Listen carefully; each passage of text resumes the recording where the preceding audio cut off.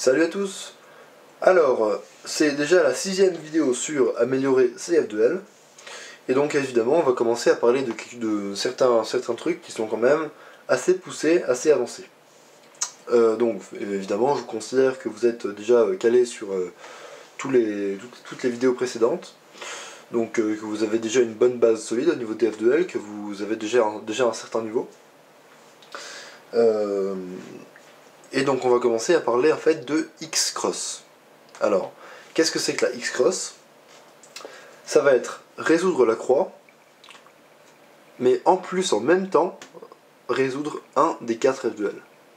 Donc, la X-Cross, on est bien d'accord, ça va pas être résoudre la croix, puis résoudre le premier F2L, ça va être faire les deux en même temps. Il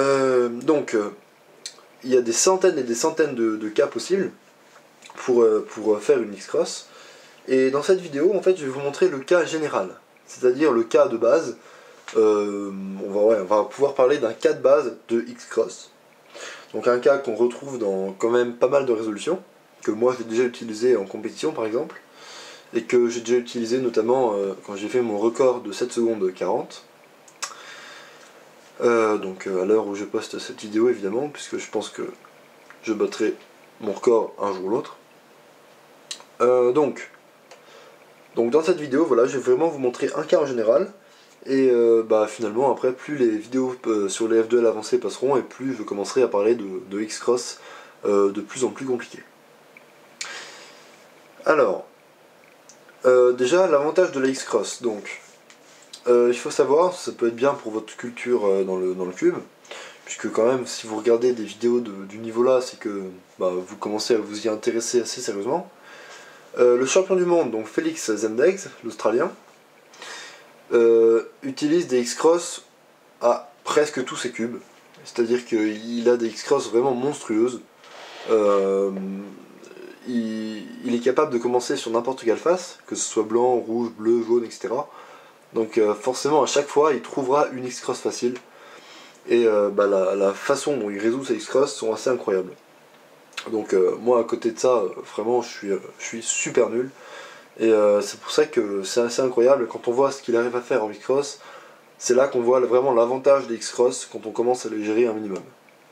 Puisque là, ça c'est une X-Cross, mais après il y a aussi des cas de double X-Cross, où on va faire la croix et en même temps 2 slots de F2L. Et Félix, il en est largement capable. Pour moi, j'utilise à peu près que le cas général, donc le cas que je vais vous montrer dans cette vidéo. Mais de temps en temps, quand même, j'essaye de diversifier un peu si je vois qu'il y a quelque chose qui est faisable. Mais voilà. Je suis pas un expert en X-Cross non plus. Donc voilà. Alors, avant de passer à la pratique, parce que là je parle beaucoup quand même, mais avant de passer à la pratique, je veux juste vous dire une chose. C'est que quand on va débuter dans les X-Cross, il faut à tout prix retenir. Donc ce que je vais vous dire là, c'est que si vous n'avez pas prévu la X-Cross pendant le temps d'inspection de 15 secondes, alors il ne faut surtout pas la faire. Une X-Cross, ça se prévoit, ça s'invente pas, ça s'improvise pas. C'est-à-dire qu'avec un peu d'entraînement, vous serez capable de voir pendant les 15 secondes d'inspection que là vous pourrez faire votre croix comme ça, et que vous pourrez faire une X-Cross comme ça. Et si jamais vous faites votre croix et que pendant la croix vous vous dites là je peux faire une X-Cross, alors évidemment vous pouvez la tenter, mais c'est vraiment super risqué. Ça va vous faire perdre vos moyens. En tout cas moi c'est ce qui s'est passé avec moi quand je commençais à faire des X-Cross. Donc voilà, ce que je vous conseille pour le moment, c'est de ne faire que des X-Cross quand vous les avez prévus, quand vous avez déjà en tête tous les mouvements qui vont être utiles pour la faire.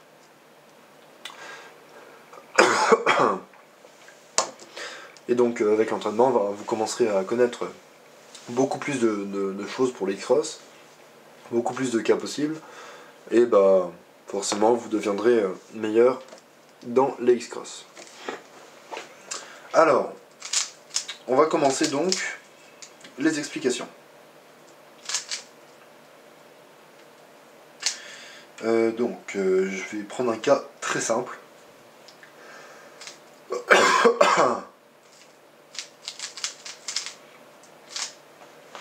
Alors voilà.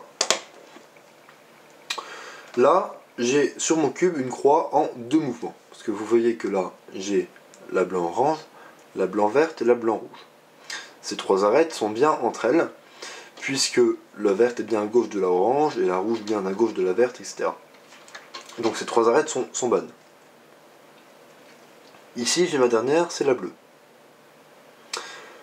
Alors, sauf que quand je vais finir ma croix, donc comme ça, sur l'étage du bas, ma croix est faite, mais j'ai encore un mouvement à faire pour aligner la croix. Alors là, il y a 2 options qui s'offrent à nous pour les X-Cross. Soit vous avez repéré dans votre inspection que quand vous allez finir votre croix en bas, vous avez une arête déjà placée. Donc là, c'est mon cas, puisque mon arête vert-orange est déjà placée. Alors, si j'arrive à insérer le coin blanc-vert-orange ici, c'est-à-dire entre l'arête verte et l'arête orange, donc c'est ce que je vais faire, hop, et bien quand je vais faire des primes, bah finalement j'aurai une paire de résolus. Donc vous voyez que là, au lieu de faire des primes pour finir ma croix et ensuite de passer à une paire comme ça qui est un petit peu chiante, et bah j'étais comme ça, j'ai juste à insérer le coin ici. Voilà. Et donc là, quand je vais tourner, bah finalement, j'aurai une X-Cross de fait. Alors maintenant, deuxième solution. Donc là, regardez, je finis ma croix en bas, il reste plus qu'un mouvement à faire. Et là, je vois que mon coin blanc, orange, bleu est bon, puisqu'il est bien entre l'arête blanc-orange et l'arête blanc-bleu. Donc là, je vois que j'ai un espèce de bloc ici, déjà fait, avec le coin.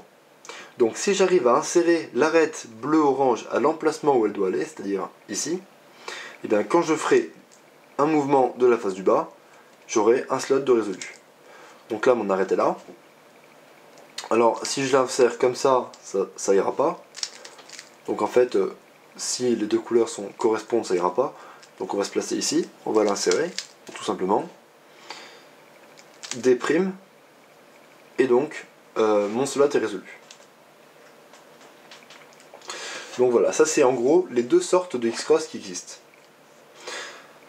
Et encore une fois, c'est vraiment pendant l'inspection que vous voyez que vous pourrez en faire une, donc que vous voyez qu'une arête sera bonne ou un coin sera bon, mais il faut vraiment pas improviser ça. Il faut vraiment s'entraîner pour arriver à savoir quand est-ce qu'un coin sera bon, où est-ce qu'il sera bon, puisque sinon ça sert à rien.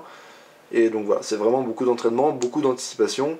Ça vient pas tout seul, puisque là quand même les X-Cross c'est quand même quelque chose d'assez compliqué dans l'ensemble. Mais pour le moment, après quand vous gagnerez en niveau vous pourrez changer, hein, mais pour le moment je vous conseille vraiment pas d'improviser des X-Cross à la dernière minute, c'est-à-dire que si jamais vous les avez pas prévus, vous finissez votre croix normalement et vous commencez les F2L normalement. Et voilà. Donc, un dernier truc que je vais vous dire sur les X-Cross, et après je passerai à quelques exemples, c'est que quand vous prévoyez une X-Cross, bah moi ce que j'avais tendance à faire en fait, c'est donc je la prévois, ensuite je commence ma résolution, je fais ma croix le plus vite possible, je fais ma X-Cross le plus vite possible, et quand j'ai fini ma X-Cross, et bien finalement je perds du temps puisque je regarde si elle est bien résolue. Enfin c'est ce que je faisais quand je débutais. Je regarde si elle est bien résolue, et là je me dis ok c'est bon, j'ai réussi ma X-Cross, donc il faut surtout pas se dire ça. Quand vous faites votre X-Cross, et ben, c'est que vous l'avez complètement prévu dans le temps d'inspection. C'est-à-dire que quand vous la faites, vous devez être capable de regarder déjà ce que vous allez faire après. C'est-à-dire que vous devez déjà être à la recherche de la prochaine paire de F2L, c'est-à-dire de la deuxième paire. Sinon vous allez vraiment perdre beaucoup de temps, et bah finalement c'est de l'anticipation, c'est vraiment pour anticiper sur la suite des F2L pour perdre le moins de temps possible. Donc voilà. Alors maintenant je vais vous montrer quelques petits exemples tout bêtes.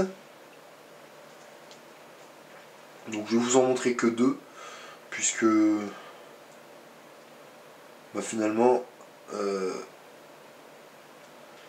pense que tout le monde peut à peu près comprendre ça. Alors ici, sur mon cube là, ma blanc verte est là, ma blanc orange est là. Donc les deux sont bien entre elles, ça normalement vous devez le voir directement. Blanc rouge, blanc bleu. Donc là en général quand les gens voient ça, bah, ils se disent super, hop hop, voilà, la croix est faite. Alors maintenant, on va essayer d'anticiper un petit peu plus loin. Quand je vais faire ma croix, vous êtes d'accord avec moi que je vais déjà mettre le rouge et ensuite le bleu. Puisque si je faisais dans l'autre sens, si je mets mon bleu, finalement le rouge est super chiant à mettre. Donc là, c'est facile à comprendre, je mets le rouge et le bleu. Alors maintenant on va regarder l'influence des mouvements qui m'ont servi à mettre le rouge et le bleu sur les autres pièces du cube. Quand je vois que je mets le rouge, comme ça, une arête est rentrée. Et donc là ça va être un F, l'arête vert-orange sera là, et ensuite pour mettre le bleu je vais faire L' pour le monter, ce qui n'aura aucune influence sur la pièce qui se situe ici. Donc je peux déjà anticiper une X-cross, sachant que j'aurai ma verte orange ici, et que ma croix ne sera pas alignée. Alors, quand je vais faire F, j'aurai mon arête vert-orange ici, et le coin blanc-vert-orange, c'est ça qui est super important de regarder aussi, sera ici, avec le blanc vers moi, là. Vous voyez, assez simple à comprendre, comme ça. Donc maintenant, troisième chose à regarder, donc là c'est vraiment de l'entraînement, hein, c'est vraiment que ça. Mon coin blanc-vert-orange, où est-ce qu'il doit aller sur le cube, histoire de faire ma X-cross. Donc l'emplacement vert-orange est là. Donc finalement, je sais que le coin là, je devrais l'insérer derrière. Donc, je vais résoudre cette X-cross. Donc, F, L'. Et avant d'aligner ma croix, ce coin là, je vais l'insérer ici. Comme ça. Comme ça, je fais D'. Et je finis ma croix, et en même temps, j'ai mon premier slot de résolu. Alors voilà, c'est pour ça qu'en fait, une X-cross, il n'y a pas de formule à connaître, évidemment. Ce serait complètement stupide d'apprendre les formules, puisque les pièces, l'arête et le coin peuvent être n'importe où sur le cube, donc voilà, ça ne servirait vraiment à rien d'apprendre des formules, il y en aurait des milliers et des milliers. Il faut juste comprendre le principe, et anticiper un maximum, comprendre l'influence de certains mouvements sur certaines pièces, pour essayer d'anticiper où elles seront après tel ou tel mouvement. Donc voilà, ça c'est vraiment à vous de contrôler ça, c'est à vous de gérer ça. C'est à vous de vous entraîner et finalement dans cette vidéo je vous montre juste comment résoudre le cas général de X-cross, c'est-à-dire finir une croix en alignant la croix sur une tâche du bas, histoire d'avoir un slot de déjà résolu. Après des X-cross, il y en a plein d'autres sortes, mais ça c'est vraiment la base. Alors, ici, donc déjà une X-cross un petit peu plus compliquée à voir. Blanc-vert, blanc-orange, blanc-bleu, blanc-rouge. Donc voilà, je vais y aller tout doucement pour que vous ayez bien le temps de voir où sont mes pièces. Voilà, bon. Alors,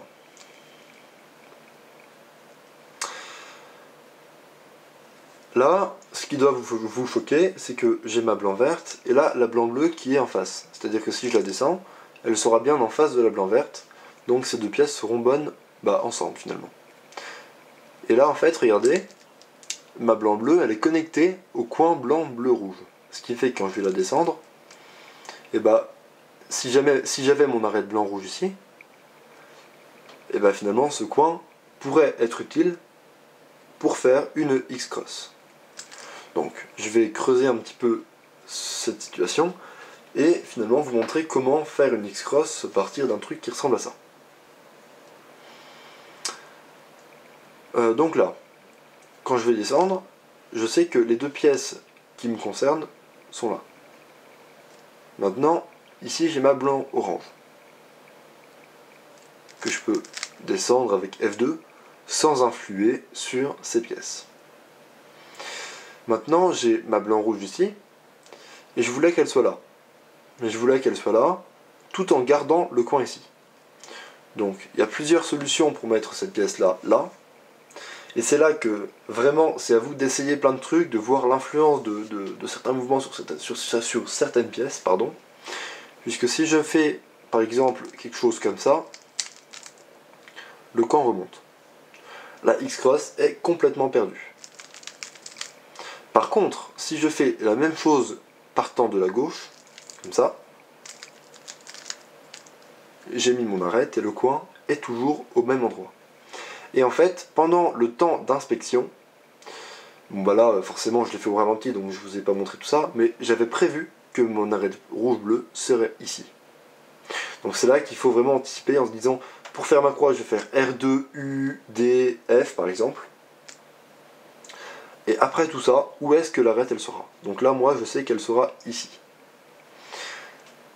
Et donc comme le bleu-rouge, le coin bleu-rouge est bon, il suffit juste d'insérer l'arête rouge-bleu au bon endroit. Et le bon endroit, c'est ici, c'est derrière. Et finalement, bah, je me rends compte que je peux tout simplement l'insérer sous un angle derrière comme ça, ici, et finir avec des primes. Et là, surtout, je ne regarde pas si elle est résolue ou pas, je commence directement la prochaine paire de F2L. De toute façon, si je l'ai raté, je m'en rendrai bien compte, puisque j'aurai pas 3 mais 4 paires de F2L à résoudre. C'est super important de ne pas se focaliser sur la X-cross qu'on vient de résoudre, et de passer à autre chose le plus vite possible. Moi, personnellement, c'est ça qui me dérangeait un petit peu au tout début, quand j'ai commencé la X-cross. Donc voilà. Je vous ai montré deux exemples de X-cross, un petit peu complexes quand même. Après, vous tomberez forcément sur des cas plus faciles et des cas plus simples, et des cas plus compliqués, pardon. Et bah voilà, c'est vraiment à vous de regarder, à vous de vous entraîner.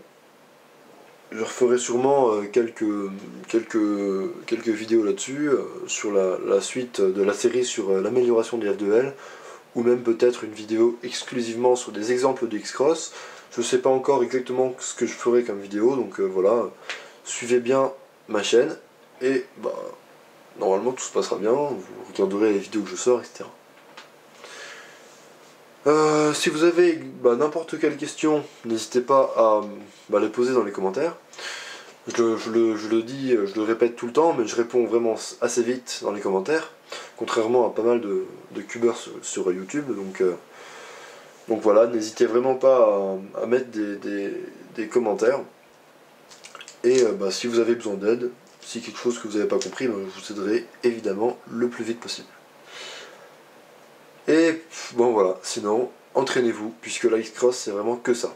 Et entraînez-vous pas seulement avec ce que je montre dans cette vidéo, puisque je montre que 2 cas, voire 3, alors que des X-cross, il y en a une infinité, presque, je dirais, parce que c'est hyper complexe, les pièces peuvent être n'importe où, alors c'est vraiment à vous de vous entraîner tout seul, tranquillement, pour comprendre certains trucs, comprendre que si je fais tel ou tel mouvement, le coin va rester en place, ou alors il va bouger, etc. Donc voilà.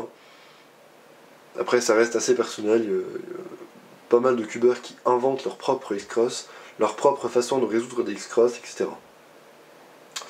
Donc voilà, j'espère que cette vidéo vous aura plu. N'hésitez pas à lâcher un petit pouce bleu pour me dire que vous avez aimé, etc. Et puis si vous voulez plus de tutos, abonnez-vous à ma chaîne. Donc je vais essayer de sortir des tutoriels assez régulièrement, même si c'est pas toujours facile avec la vie à côté. Voilà. Allez, salut!